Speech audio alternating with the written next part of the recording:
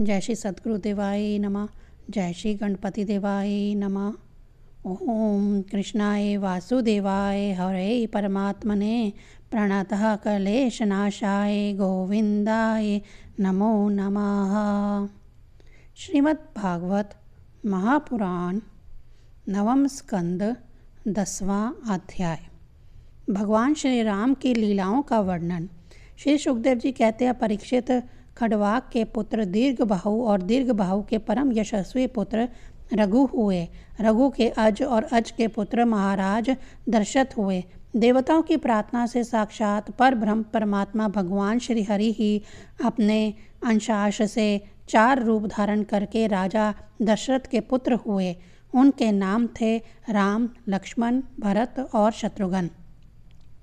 परीक्षित, सीतापति भगवान श्री राम का चरित्र तो तत्वदर्शी ऋषियों ने बहुत कुछ वर्णन किया है और तुमने अनेक बार उसे सुना भी है। भगवान श्री राम ने अपने पिता राजा दशरथ के सत्य की रक्षा के लिए राजपाट छोड़ दिया और वे वन वन में फिरते रहे। उनके चरण कमल इतने सुकुमार थे कि परम सुकुमारी श्री जानकी जी के कर कमलों का स्पर्श भी उनसे सहन नहीं होता था। वह ही चरण जब वन में चलते चलते थक जाते तब हनुमान और लक्ष्मण उन्हें दबा दबा कर उनकी थकावट मिटाते। शुभ नखा को नाक कान काट कर वरूप कर देने के कारण उन्हें अपनी प्रियतमा श्री जानकी जी का वियोग भी सहना पड़ा। इस वियोग के कारण क्रोधवश उनकी बहुएं तन गई, जिन्हें देखकर समुद्र तक भयभीत हो गया। इसके बाद उन्होंने समुद्र पर पुल बांधा और लंका में जाकर दुष्ट राक्षसों के जंगल को दवाग्नि के समान दिग्ध कर दिया। वह कौशल नरेश हमारी रक्षा करें। भगवान श्री राम ने विश्वामित्र के यज्ञ में लक्ष्मण के सामने ही मारीच आदि राक्षसों को मार डाला। वे सब बड़े बड़े राक्षसों की गिनती में थे। परीक्षित, जनकपुर में सीता जी का स्वयंवर हो रहा था। संसार के चुने हुए वीरों की सभा में भगवान शंकर का वह भयानक धनुष रखा हुआ था। वह इतना भारी था कि 300 वीर बड़ी कठिनाई से उसे स्वयंवर सभा में ला सके थे। भगवान श्री राम ने उस धनुष को बात की बात में उठाकर उस पर डोरी चढ़ा दी और खींचकर बीचों बीच से उसके 2 टुकड़े कर दिए। ठीक वैसे ही जैसे हाथी का बच्चा खेलते खेलते ईख तोड़ डाले। भगवान ने जिन्हें अपने वक्षस्थल पर स्थान देकर सम्मानित किया है, वह श्री लक्ष्मी जी ही सीता के नाम से जनकपुर में अवतीर्ण हुई थी। वह गुणशील अवस्था, शरीर के गठन और सौंदर्य में सर्वथा भगवान श्री राम के अनुरूप थे। भगवान ने धनुष तोड़कर उन्हें प्राप्त कर लिया। अयोध्या को लौटते समय मार्ग में उन परशुराम जी से भेंट हुई, जिन्होंने 21 बार पृथ्वी को राजवंश के बीज से भी रहित कर दिया था। भगवान ने उनके बढ़े हुए गर्व को नष्ट कर दिया। इसके बाद पिता के वचन को सत्य करने के लिए उन्होंने वनवास स्वीकार किया। यद्यपि महाराज दशरथ ने अपनी पत्नी के अधीन होकर ही उसे वैसा वचन दिया था, फिर भी वे सत्य के बंधन में बंध गए थे। इसीलिए भगवान ने अपने पिता की आज्ञा शिरोधार्य कर राज्य, लक्ष्मी, प्रेमी, हितैषी, मित्र और महलों को वैसे ही छोड़कर अपनी पत्नी के साथ यात्रा की, जैसे मुक्त संग योगी प्राणों को छोड़ देता है। वन में पहुंचकर भगवान ने राक्षस राज रावण की बहन शूर्पणखा को विरूप कर दिया, क्योंकि उसकी बुद्धि बहुत ही कुलुषित काम वासना के कारण अशुद्ध थी। उसके पक्षपाती खर, दूषण, त्रिशरा आदि प्रधान भाइयों को, जो संख्या में 14,000 थे, हाथ में महान धनुष लेकर भगवान श्री राम ने नष्ट कर डाला और अनेक प्रकार की कठिनाइयों से परिपूर्ण वन में वे इधर उधर विचरते हुए निवास करते रहे। परीक्षित, जब रावण ने सीता जी के रूप, गुण, सौंदर्य आदि की बात सुनी तो उनका हृदय काम वासना से आतुर हो गया। उसने अद्भुत हिरण्य के वेश में मारीच को उनकी पर्णकुटी के पास भेजा। वह धीरे धीरे भगवान को वहां से दूर ले गया। अंत में भगवान ने अपने बाण से उसे बात की बात में वैसे ही मार डाला जैसे दक्ष प्रजापति को वीरभद्र ने मारा था। जब भगवान श्री राम जंगल में दूर निकल गए तब लक्ष्मण की अनुपस्थिति में नीच राक्षस रावण ने भेड़िए के समान विद्ये नंदनी सुकुमारी श्री सीता जी का हर लिया। तदंतर वे अपनी प्राण प्रिया सीता जी से बिछड़कर अपने भाई लक्ष्मण के साथ वन वन में दीन की भांति घूमने लगे और इस प्रकार उन्होंने यह शिक्षा दी कि जो स्त्रियों में आसक्ति रखते हैं उनकी यही गति होती है। इसके बाद भगवान ने उस जटायु का दाह संस्कार किया जिसके सारे कर्म बंधन भगवत सेवा रूप कर्म से पहले ही भस्म हो चुके थे। फिर भगवान ने काबंध का संहार किया और इसके अनंतर सुग्रीव आदि वानरों से मित्रता करके बाली का वध किया। तदंतर वानरों के द्वारा अपनी प्राण प्रिया का पता लगवाया। ब्रह्मा और शंकर जिनके चरणों की वंदना करते हैं वे भगवान श्री राम मनुष्य की सी लीला करते हुए बंदरों की सेना के साथ समुद्र तट पर पहुँचे। वहाँ उपवास और प्रार्थना से जब समुद्र पर कोई प्रभाव ना पड़ा तब भगवान ने क्रोध की लीला करते हुए अपने उग्र एवं टेढ़ी नज़र समुद्र पर डाली। उसी समय समुद्र के बड़े बड़े मगर और कच्छ खलबला उठे। डर जाने के कारण समुद्र की सारी गर्जना शांत हो गई। तब समुद्र शरीरधारी बनकर और अपने सिर पर बहुत सी भेंटें लेकर भगवान के चरण कमलों की शरण में आया और इस प्रकार कहने लगा, अनंत हम मूर्ख हैं, इसीलिए आपके वास्तविक स्वरूप को नहीं जानते। जाने भी कैसे? आप समस्त जगत के एकमात्र स्वामी, आदि कारण एवं जगत के समस्त परिवर्तनों में एक रस रहने वाले हैं। आप तो समस्त गुणों के स्वामी हैं, इसलिए जब आप सत्व गुण को स्वीकार कर लेते हैं तब देवताओं की रजोगुण को स्वीकार कर लेते हैं, तब प्रजापतियों की और तमोगुण को स्वीकार कर लेते हैं, तब आपके क्रोध से रुद्रगण की उत्पत्ति होती है। वीर शिरोमणि, आप अपनी इच्छा के अनुसार मुझे पार कर जाइए और त्रिलोकी को रुलाने वाले विश्वा के कपूत रावण को मारकर अपनी पत्नी को फिर से प्राप्त कीजिए। परंतु आपसे मेरी एक प्रार्थना है, आप यहाँ मुझ पर एक पुल बांध दीजिए जिससे आपके यश का विस्तार होता रहेगा और आगे चलकर जब बड़े बड़े नरपति दिग्विजय करते हुए यहाँ आएंगे तब वे आपके यश का गान करेंगे। भगवान श्री राम जी ने अनेकों अनेक पर्वतों के शिखरों से समुद्र पर पुल बांधा। जब बड़े बड़े बंदर अपने हाथों से पर्वत उठा उठा कर लाते थे तब उनके वृक्ष और बड़ी बड़ी चट्टानें थर थर काँपने लगती थीं। इसके बाद विभीषण की सलाह से भगवान ने सुग्रीव, नील, हनुमान आदि प्रमुख वीरों और वानरी सेना के साथ लंका में प्रवेश किया।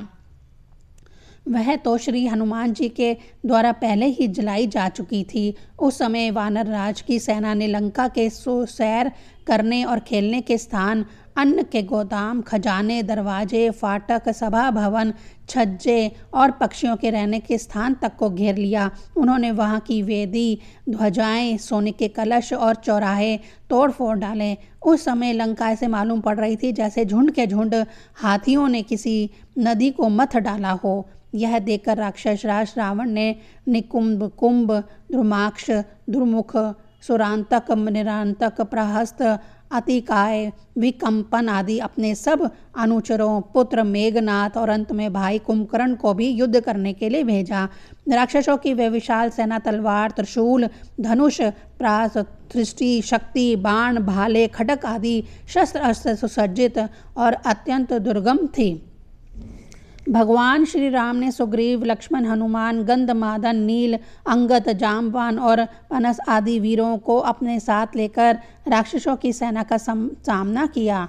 रघुवंशी शिरोमणि भगवान श्री राम ने अंगद आदि सभी सेनापति राक्षसों की चौतरंगी सेना, हाथी, रथ, घुड़सवार और पैदलों के साथ द्वंद्व युद्ध की रीति से भिड़ गए और राक्षसों को वृक्ष, पर्वत, शिखर, गदा और बाणों से मारने लगे। उनका मारा जाना तो स्वाभाविक ही था क्योंकि वे उसी रावण के अनुचर थे जिनका मंगल श्री सीता जी को स्पर्श करने के कारण पहले ही नष्ट हो चुका था।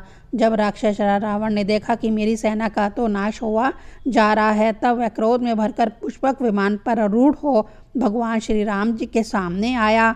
उस समय इंद्र का सारथी मताली बड़ा ही तेजस्वी दिव्य रथ लेकर आया और उस पर भगवान श्री राम जी विराजमान हुए। रावण अपने तीखे बाणों से उन पर प्रहार करने लगा। भगवान श्री राम ने रावण से कहा, नीच राक्षस, तुम कुत्ते की तरह हमारी अनुपस्थिति में हमारी प्राण प्रिया पत्नी को हर लाए। तुमने दुष्टता की हद कर दी। तुम्हारे जैसा निर्लज तथा निंदनीय और कौन होगा। जैसे काल को कोई टाल नहीं सकता, कर्तापन के अभिमानी को वह फल दिए बिना रह नहीं सकता, वैसे ही आज मैं तुम्हारी करनी का फल चखाता हूँ। इस प्रकार रावण को फटकारते हुए भगवान श्री राम ने अपने धनुष पर चढ़ाया हुआ बाण उस पर छोड़ा। उस बाण ने वज्र के समान उसके हृदय को विदीर्ण कर दिया। वह अपने 10 मुखों से खून उगलता हुआ विमान से गिर पड़ा। ठीक वैसे ही जैसे पुण्य आत्मा लोग भोग समाप्त होने पर स्वर्ग से गिर पड़ते हैं, उस समय उनके पुरंजन परिजन हाय हाय करके चिल्लाने लगे। तदंतर हजारों राक्षसनियां मंदोदरी के साथ रोती हुई लंका से निकल पड़ी और रणभूमि में आई। उन्होंने देखा कि उनके स्वजन संबंधी लक्ष्मण जी के बाणों से छिन्न भिन्न होकर पड़े हुए हैं। वे अपने हाथों अपनी छाती पीट पीट कर और अपने सगे संबंधियों को हृदय से लगा लगा कर ऊंचे स्वर से विलाप करने लगी। हाय हाय स्वामी, आज हम सब बेमौत मारी गई। एक दिन वह था जब आपके भय से समस्त लोकों में त्राही त्राही मच जाती थी। आज वह दिन आ पहुंचा है कि आपके ना रहने से हमारे शत्रु लंका की दुर्दशा कर रहे हैं और यह प्रश्न उठ रहा है कि अब लंका किसके अधीन रहेगी। आप सब प्रकार से संपन्न थे, किसी बात की कोई कमी ना थी, परंतु आप काम के वश हो गए थे और यह भी नहीं सोचा कि सीता जी कितनी तेजस्विनी है और उनका कितना प्रभाव है। आपकी यही भूल आपकी इस दुर्दशा का कारण बन गई। कभी आपके कामों से हम सब और समस्त राक्षस वंश आनंदित होता था और आज हम सब तथा यह सारी लंका नगरी विधवा हो गई। आपका वह शरीर जिसके लिए आपने सब कुछ कर डाला, आज गीधों का आहार बन रहा है और अपने आत्मा को आपने नरक का अधिकारी बना डाला। यह सब आपकी ही नासमझी और कामुकता का फल है। श्री सुखदेव जी कहते हैं, परीक्षित, कौशलाधीश भगवान श्री रामचंद्र जी की आज्ञा से विभीषण ने अपने स्वजन संबंधियों को पितृयज्ञ की विधि से शास्त्र के अनुसार अंत्येष्टि कर्म किया। इसके बाद भगवान श्री राम ने अशोक वाटिका के आश्रम में अशोक वृक्ष के नीचे बैठी हुई श्री सीता जी को देखा। वह उन्हीं के विरह की व्याधि से पीड़ित हुई एवं अत्यंत दुर्बल हो रही थी। अपने प्राण प्रिया अर्धांगिनी श्री सीता जी को अत्यंत दीन अवस्था में देखकर श्री राम जी का हृदय प्रेम और कृपा से भर आया। इधर भगवान का दर्शन पाकर सीता जी का हृदय प्रेम और आनंद से परिपूर्ण हो गया। उनका मुख कमल खिल उठा। भगवान ने विभीषण को राक्षसों का स्वामित्व, लंकापुरी का राज्य और एक कल्प की आयु दी और इसके बाद पहले सीता जी को विमान पर बिठाकर अपने दोनों भाई लक्ष्मण तथा सुग्रीव एवं सेवक हनुमान जी के साथ स्वयं भी विमान पर सवार हुए। इस प्रकार 14 वर्ष का व्रत पूरा हो जाने पर उन्होंने अपने नगर की यात्रा की। उस समय मार्ग में ब्रह्मा आदि लोकपालगण उनका बड़े प्रेम से पुष्पों का वर्षा कर रहे थे। इधर तो ब्रह्मा आदि बड़े आनंद से भगवान की लीला का गान कर रहे थे। उधर जब भगवान को यह मालूम हुआ कि भरत जी केवल गोमूत्र में पकाया हुआ जौ का दलिया खाते हैं, वक्कल पहनते हैं और पृथ्वी पर ढाब ढाब बिछा कर सोते हैं एवं उन्होंने जटाएं बढ़ा रखी हैं, तब वे बड़े दुखी हुए।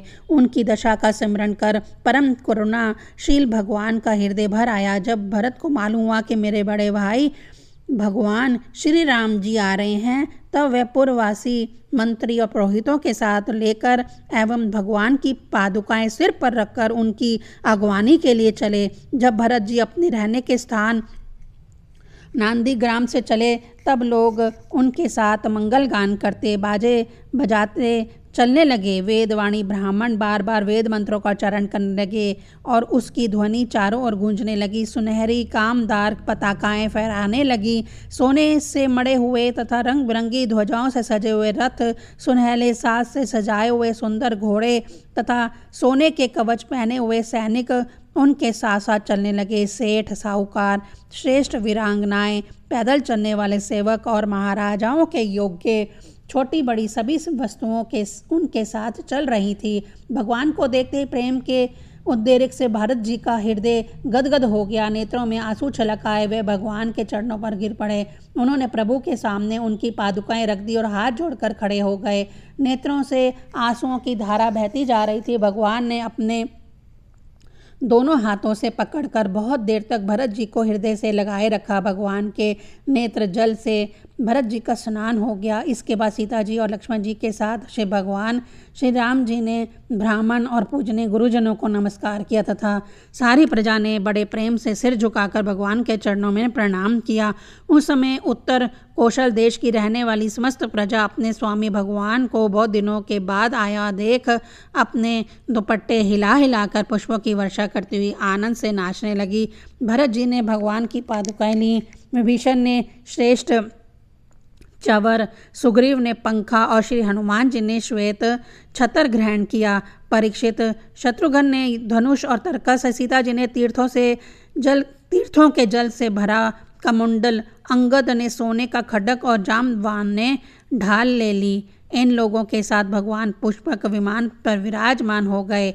चारों तरफ यथास्थान स्त्रियां बैठ गई, बंदी जन स्तुति करने लगे। उस समय पुष्पक विमान पर भगवान श्री राम की ऐसी शोभा हुई मानो ग्रहों के साथ चंद्रमा उदय हो रहे हों। इस प्रकार भगवान ने भाइयों का अभिनंदन स्वीकार करके उनके साथ अयोध्यापुरी में प्रवेश किया। उस समय वह पूरी आनंद उत्सव से परिपूर्ण हो रही थी। राजमहल में प्रवेश करके उन्होंने अपनी माता कौशल्या, अन्य माताओं, गुरुजन, बराबर के मित्रों और छोटों का यथा योग्य सम्मान किया तथा उनके द्वारा किया हुआ सम्मान स्वीकार किया।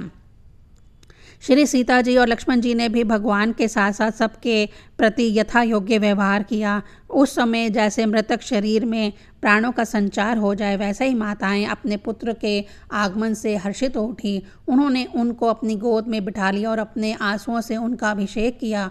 उस समय उनका सारा शोक मिट गया। इसके बाद वशिष्ठ जी ने दूसरे गुरुजनों के साथ विधि पूर्वक भगवान की जटा उतरवाई और बृहस्पति ने जैसे इंद्र का अभिषेक किया था, वैसे ही चारों समुद्रों के जल आदि से उनका अभिषेक किया। इस प्रकार सिर से स्नान करके भगवान श्री राम ने सुंदर वस्त्र, पुष्पमालाएं और अलंकार धारण किए। सभी भाइयों और श्री जानकी जी ने भी सुंदर सुंदर वस्त्र और अलंकार धारण किए। उनके साथ भगवान श्री राम जी अत्यंत शोभमान हुए।